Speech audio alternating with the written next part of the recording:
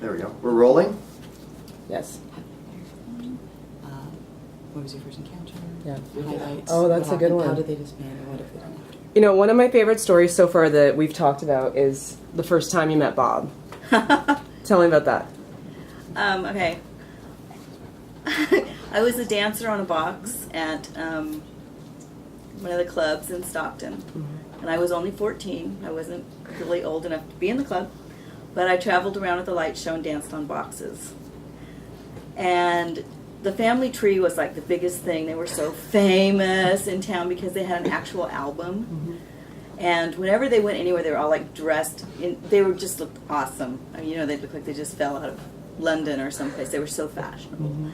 And I was so excited that it was my turn to dance when the family tree was going to play. And I'm standing there by the box waiting for them to start their set. And Bob walks over to me and he goes, "Okay, I don't want you to dance when the family tree's playing."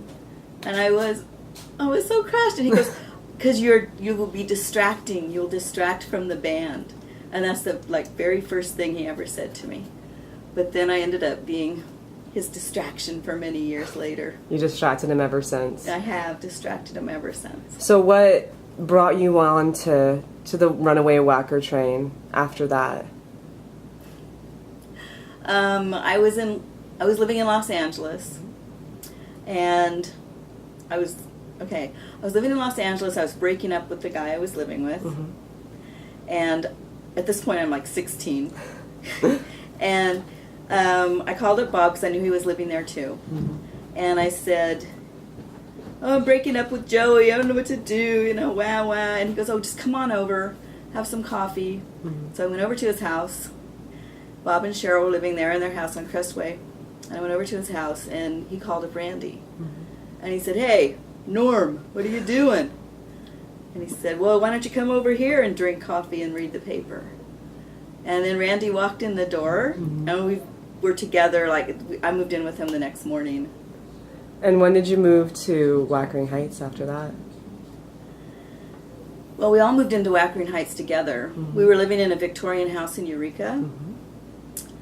Bob and Cheryl and Randy and I didn't go up to Eureka until Randy asked me to marry him because something that had happened. And I said, "Oh, no, I'm not going to, not living with you again unless you marry me."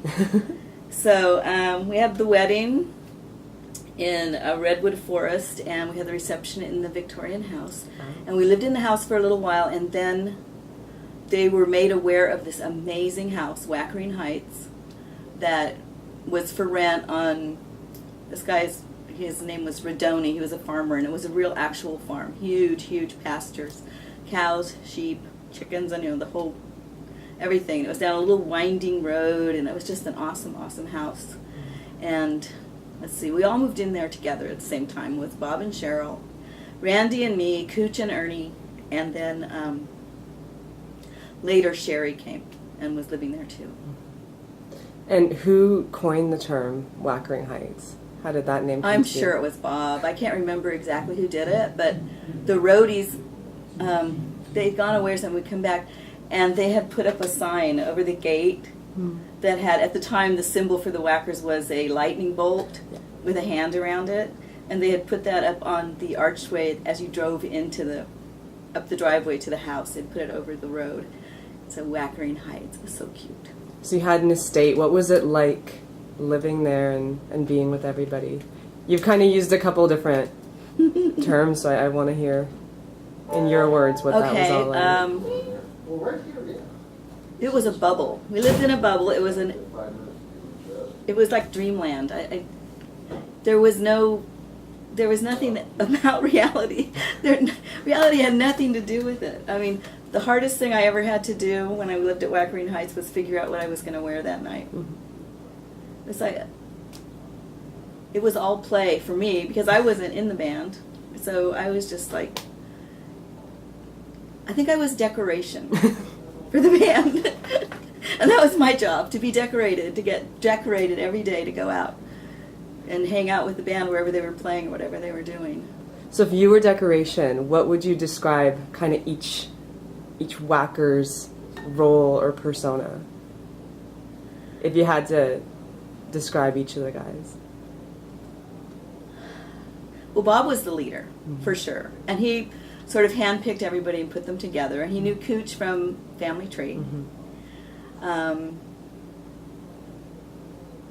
don't know, Cooch was like unusually wise. He was a wise person, even back then. Bob was just always crazy, just always on. He was like, I mean, Bob and Randy were like a comedy duo. I mean, it was just one wisecrack after another, and it was like really fast and furious. But they all did that together. Randy was the pretty one, you know, and Bob was like the leader. He was very charismatic. Whereas Randy off stage was kind of a quiet guy. He was almost, you know, like he was shy to the point where people would think he was just stuck up and aloof. And, you know, Bob's like always out there. He's in the front doing the song and dance. And Ernie's just always been like really steady. That's why he's a perfect drummer, because he's steady. He was always the oldest one too. So I don't know, he just fit in really well. When they met him, he was just like perfect for the band. I mean, I was there when Roxy was breaking up.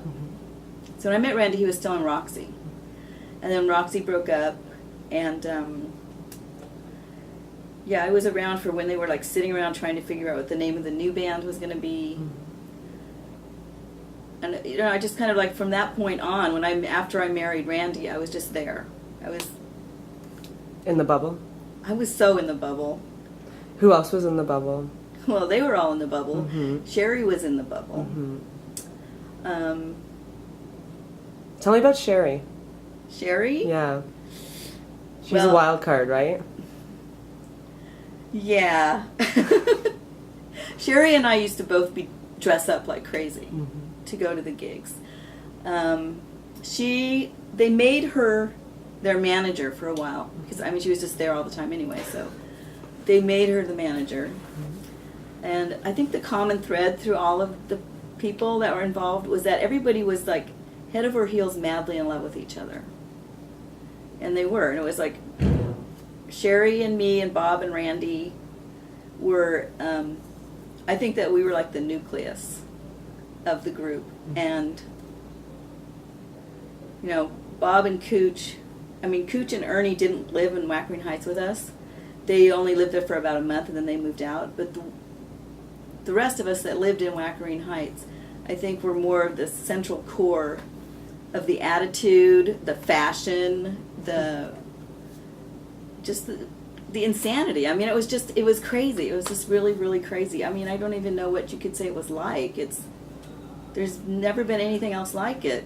It was like it was like a group marriage or something, because everybody was so intimate and connected to each other, and I don't know. We were all just crazy, madly, head over heels in love with each other and in love with the idea of them becoming, you know, the next Beatles. And that's what all of the press said about them. It's like everybody was on board except their record company. It's like they totally dumped them at the worst time. If Wack and Roll would have come out, I mean, they would have become world famous. But we all lived as if we already were world famous. And if we already were superstars, because that's just how convinced we all were that was going to happen. So, thinking back on everything you lived in and being here now, what's it like being here now with all these people that you had these crazy, wild times with? It's really surreal. I mean, it's just weird. It's just so weird. But I'm glad that as many of them are still alive, You know, oh, poor Mike. Tell me about Mike.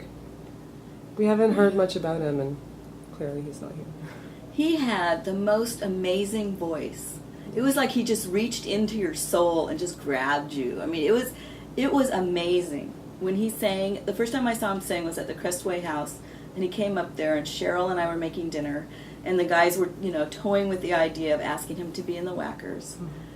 And then they started singing with him, and it was like out of this world. The three voices together, it's amazing harmony, and it's like, oh yeah, he's in the band. Oh yeah. He was a big teddy bear. I mean, he was he was like the big brother, the oldest son of the single lady that lived in a beautiful Victorian house in Eureka. And I think he's the real reason we ended up moving to Eureka, because the guys went up there, saw what it was like up there. They started playing at the Purple Haze, and then it was like, this place is beautiful. We just have to move here, and they did. He was like a gentle giant. I mean, he was really tender and sweet and gentle, but he's the guy who came to Randy's aid at the fight in Hurley, Wisconsin. Yeah. He's the one who like beat up the other guys that were beating up Randy, and like basically saved his life. Randy has that in his diary. Michael Stull saved my life. So were you there for the fight? No, I was back at we were staying at Cooch's cousin Tottie's house, and I had stayed back there with Cheryl and Paula, and Ernie had stayed home too. He didn't go either. We were so tired of being cold, that we finally got into a place that was warm, and we didn't want to leave. We're like, we're not going outside again, never. So we stayed home. But I mean, I was up when they came home, and Randy came in, and he was just like, he looked like he'd been hit by a Mack truck in his face. It was just, I mean, imagine, that gorgeous cherubic face of his with this giant purple eyes and like, blood just everywhere, and he just, the guy was kicking him in the face with his boot, and Michael, like saved him. Just like one. I mean, if Michael still decided to hit you, you would go flying, because he was a big, strong guy. Yeah. He was the enforcer of the crew? Yeah, but I mean, nothing ever came down to that ever again. I mean, there was never another time that I can think of when they had to actually fight. Yeah. But, yeah, he was somebody who really didn't want to piss him off, but most of the time he went through life was very mellow and gentle. Cool. So that was one of the traumatic incidences of that road trip that we've been hearing so much about. What other crazy things do you remember about that trip? Like, what stands out the most in your mind as, I can't believe this happened? Well, there's the LeeAnne Lockwood story. Yeah. Do you want that one? Yes. Okay, so there have been many, many mishaps on this adventure already. And we had gotten to Trout Creek, Michigan, and it was the coldest snow, the biggest blizzard in 80 years. And we were driving across the country in it, and we were in a Volkswagen van, and the heater didn't work. And we were so cold. We were so freezing. It was horrible. And the car, it just stopped. We found out later it was a frozen oil pan or something. I don't know. But there was, we had two vehicles. There was the Gull, we called it, we were riding in, the Volkswagen van, and then the roadies were driving a van, a GMC van that all the equipment was in. They called that the Bird. And so we had them with us, but our vehicle had stopped, and they went on ahead to try to find a tow truck, to try to get a rental car, to try to get some kind of help. And it was so incredibly cold. It was so, so cold. There were wasn't even any cars going by, because everybody else knew that you're not supposed to be driving around Michigan when it's like the coldest winter in 80 years. And Ernie had brought sterno because he was cold, and he thought that he could light the sterno and burn it in a car and keep us warm. And so we did that. There was 6 cans of sterno burning in the closed up Volkswagen van. And I was really if things were starting to go, ooh, I was like, oh my God. So anyway, I told him, okay, I got to get out and pee. And Paula and I got out to pee, and we walked up the road a little ways to find an appropriate bush. And I saw a light from a house off in the distance. And I went back to the van and I said, you guys, I'm going in. I'm going to go to that house, and I'm going to see if there's somebody there. I mean, at that point, I was really, I would have broken into the house just to get into the house. And Paula and I started walking toward this house. It wasn't close. It was kind of far, especially in a blizzard. I mean, the snow's blowing sideways, and our nostrils were freezing, and it was and I'm really short, and the snow was up to here. I swear to God. It wasn't as high on Paula, but we got there to the house, and we knocked on the door. And this little old lady was in there, and she had I think she had a roast in the oven. I've heard that there's different takes on this. She had something cooking in the oven. She had a whole full pot of coffee, and she was rolling a giant pile of cigarettes. And she was there all by herself, totally alone. And Paula and I came in, and she was, and you know, we told her the story. We said there's a rock band that's freezing to death on the freeway. Oh, Randy corrected me, said it was a 2-lane highway. And she was like, "Oh, sure, honey, oh, sure, sweetie, bring him in." I'm like, okay, well, they look kind of weird because they have like nail polish and long hair, lots of jewelry and stuff. She goes, "That's okay, honey, just go get him, tell him to come in." And as I was going out the door to go to get them, they all showed up at the door. They had seen the wisdom of my ways, and they had followed us. And I guess Randy said last night that they were like, "Wait, we can't just let them wander off into the snow by themselves." So they followed us in, and we ended up staying there. And Randy was sick, so he'd been beaten up. The fight was the night before, and he had a temperature of 104. And the lady took us in, and there was all this food. She made us an amazing meal. The game was on her TV set that the guys had wanted to watch. They were bitching about not being able to watch it in the van. And she gave Randy some aspirins. She gave him some soup. And then Paula and I went upstairs. There's a conflict here because I think I remember that we spent the night there. But the other guys are saying that no, we didn't spend the night. We just stayed there until the other guys came back with the tow truck. But at one point, Paula and I went upstairs together, and we looked around, and it was so crazy. There was just enough double beds for the couples, me and Randy, Paula and Ernie, and Bob and Cheryl, and just enough single beds for the rest of the guys that were single. Wow. This giant farmhouse, and all the beds were made up, like as if we had called ahead and said, "Hey, we're coming over for the roast in the oven and make up the beds." And so I think we spent the night there.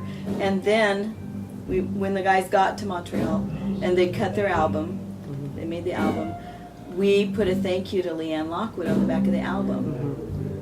And Randy and I drove back to Boise, Idaho. That's where he's from. Like that year that the album came out. And we went back through Trout Creek, Michigan, and we tried to find the house. And we drove around for an hour. There was no house. There was no LeeAnne Lockwood. It's crazy. It was the most insane thing ever. And I was like, are we looking in the right side of the road? What are we doing wrong? Where's the house? I mean, but Trout Creek, Michigan, there's like only like 6 houses there, you know, there's nobody there. And it was, we don't know. She was your rock and roll fairy godmother. Well, Randy says that she was an angel, that she took us all in. I was like, did we really all get super high on that sterno and have a mass hallucination or something? Because it really happened. It's so stupid that nobody had a camera. Nobody took a picture. We should have taken a picture of her. That would be weird. The pictures come back. There's nothing there. So tell me about when you spun out. When we spun out. That was after LeeAnne Lockwood, God, right? Oh my God, that was so scary. I mean, Cooch and I were laughing hysterically on the way over here in the car because it was only for a few minutes, but it was like the most terrifying moment of my life ever. And we had finally made it into Canada. We were in a different rented car now. We were not in the Volkswagen van anymore. We said, no way. It's like none of us ever wanted to be in that car again. And let's see, we just crossed the border. We were only like maybe 4 hours away from our destination, Montreal, right? And Randy was driving because he's the only person who really had any experience driving in snow, being as the rest of us are from California. So he was driving, and we hit a patch of black ice, and the car went like this, and then it went like this, and then it went like this, and then it went like this, just as a giant truck was barreling down on us. It's like one of the last things I remember before I grabbed Michael's skull and threw him in front of me.